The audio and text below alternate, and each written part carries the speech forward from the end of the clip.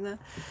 Дело в том, что утром я была, было очень холодно, ветрено. Сейчас настолько тихо на улице.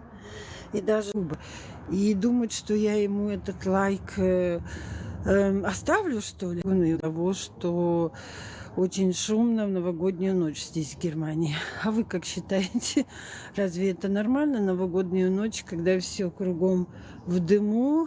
Во-первых, этот дым очень вредный для астматиков, очень этот гадость. И думал, что этот комментарий оставлю. Хотела с вами совершенно на другую тему поговорить, но прочитав этот комментарий, я же стрелец и реагирую